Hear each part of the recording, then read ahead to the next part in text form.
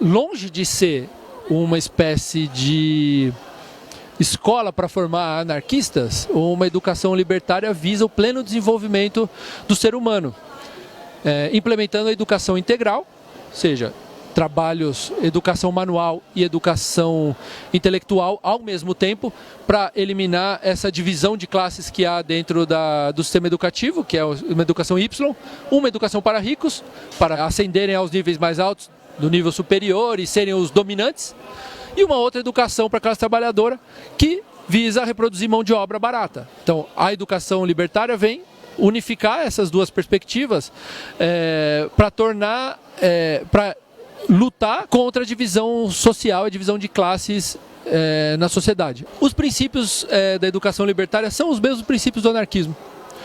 Autogestão, ou seja, auto-organização, independência em relação ao Estado, à tutela do Estado, independência em relação ao capitalismo, independência em relação às ONGs, independência e auto-organização por parte dos próprios interessados na educação. A própria comunidade educativa, os próprios membros daquela prática educativa devem decidir, tanto no seu aspecto pedagógico, político e econômico.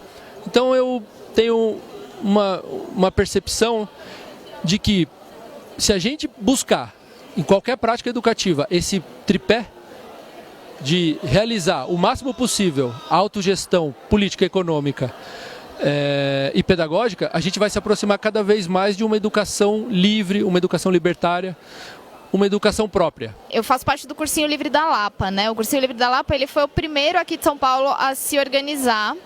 A gente se organizava, a princípio, no Espaço Autônomo Casa Mafalda, que ficava aqui na Lapa. E foi uma experiência que, de certa maneira, pensando assim, para um cursinho que está começando no primeiro ano e que ainda é experimental, essa experiência foi muito rica no sentido de, já no primeiro ano, muita gente conseguir alcançar o objetivo final, que era o vestibular. E, para além disso, acho que a gente construiu algumas estruturas que acabaram depois servindo de parâmetros no surgimento dos outros cursinhos que vieram depois. Então a gente foi o primeiro, depois começou o Cursinho Livre da Sé, o da Sul também, o da Penha e o da Norte, acho que tudo em 2016 ainda já. O cursinho ele é baseado, acho que todos eles, em princípios libertários, né? E a gente foi percebendo que esse processo de ser baseado em princípios libertários era muito importante para a construção da autonomia do conhecimento, por exemplo. No sentido de que, a partir do momento em que as pessoas sentiam que elas podiam conhecer e buscar o próprio conhecimento sem necessariamente a mediação de um educador, e que elas podiam participar e protagonizar a própria construção do cursinho, né? Porque a gente tentava ao máximo diminuir essa hierarquia entre educadores e estudantes. A gente sabe que essa hierarquia existe porque existe uma hierarquia de conhecimento, mas a gente acredita que essa hierarquia de conhecimento ela não deve existir. Então a gente tentava ao máximo horizontalizar essas relações. Se a gente olhar como é que funciona o processo da educação tradicional, ela é toda hierarquizada, né? Então ela se configura como uma relação de poder e, na verdade, não uma relação de troca ou de construção coletiva de conhecimento, né? Nisso, os anarquistas estão há muitos anos à frente e são, na verdade, na ponta de lança aí dessas discussões pedagógicas, que há mais de 100, 150 anos vem discutindo numa perspectiva da classe trabalhadora, na perspectiva classista, numa perspectiva focada com as comunidades interessadas na educação, valorizando o papel do estudante, do sujeito aprendente, em experiências como a Escola Moderna do Ferrer, a Colmeia do Sebastião Faure, o Orfanato de Saint-Puy do Paul Robin. Se a gente pegar aqui no Brasil as escolas modernas do movimento operário que aconteceram no Brasil, e mais recentemente escolas como a Paideia em Mérida, ou mesmo os cursinhos livres que tem aqui em São Paulo, por exemplo, que não é um pouco diferente dos cursinhos populares. É um cursinho livre que realiza os princípios do anarquismo.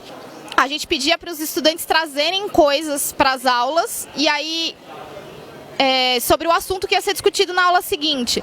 E aí vinham coisas que a gente nunca tinha ouvido falar, e a gente foi aprendendo junto com eles nesse processo de formação, assim. Como estudante, eu poderia trazer matérias, coisas que eu achava importante que ia rolar na próxima aula. Então, eu lembro de uma aula de história que a gente estava falando sobre ditadura, e eu trouxe um assunto falando sobre o massacre indígena que aconteceu em 64, e ninguém fala sobre isso, é muito raro de falar.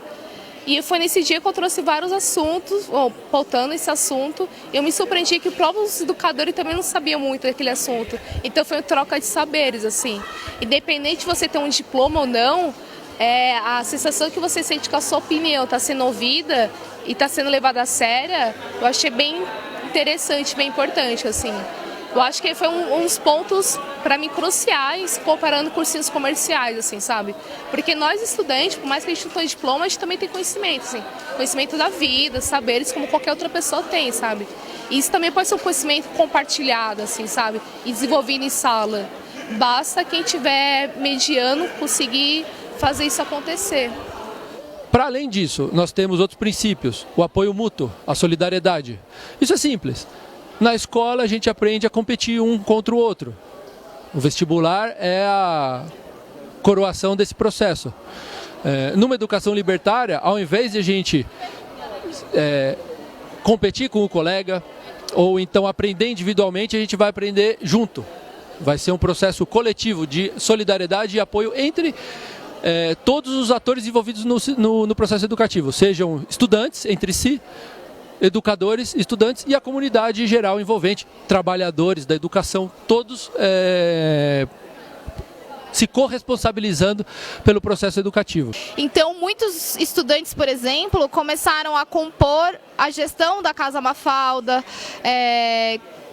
se organizaram entre si para fazer atividades e saraus para conseguir pagar o transporte de alguns colegas que não conseguiam chegar nas aulas, conseguiram tomar um protagonismo na luta e na organização do próprio cursinho, né? Então eu acredito que isso foi extremamente importante para a gente entender que existe uma outra forma de ensino-aprendizagem possível, né? Uma outra forma de pensar a educação e de praticar a educação, né? Foi um momento de formação tanto para a gente enquanto educador, quanto para os estudantes, assim, a gente aprendia muito. Você não pensa mais no eu, né? Você começa a pensar em nós.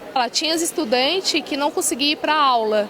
Então, como que, tipo, tinha vezes que eu conseguia estar na aula e pagar a passagem de R$3,80 na época, mas tinha colegas meus que não conseguia. E como que eu poderia solidarizar junto com esse amigo? Como que eu poderia fortalecer ele? Então, a gente fazia eventos que a gente chegou a fazer sarais e festas para poder fortalecer, sabe? A ideia de nós estudantes é que ninguém era concorrente de ninguém, a gente era parceiros parceiros daquela turma e parceiros na vida e na universidade que a gente fosse passar. Então, a gente, por mais que a gente quisesse a mesma faculdade, o mesmo curso, a gente nunca lia isso como uma concorrência, sim como parceiros.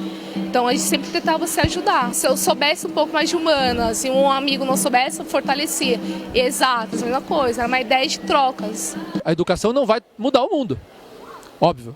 Não é só a educação que muda o mundo. Tem as lutas econômicas, as lutas políticas. É uma frente ampla de lutas que temos que travar. Mas sem uma educação, sem um processo libertário, um processo progressista, livre, que crie pessoas com outros valores, com outra percepção de mundo e que tenha uma prática cotidiana libertária, a gente não vai conseguir transformar essa sociedade. Então, é muito mais pelo exemplo, muito mais pela forma de organização, pela implementação da autogestão na sala de aula, pela implementação de assembleias estudantis, pela implementação da produção coletiva do conhecimento, perguntar o que você quer aprender e não impor um currículo de cima para baixo. É assim que funciona a educação libertária.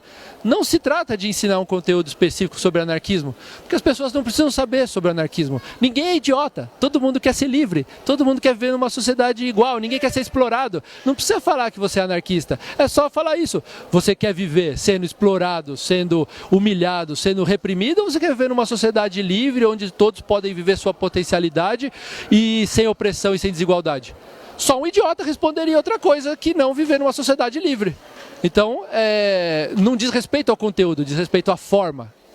o processo educativo. E a educação não é conteúdo, educação é processo, é relação, é dialógica, ela é uma relação de troca constante entre educador e educando, entre os educandos, entre trabalhadores, entre a sociedade e a escola. É um processo múltiplo.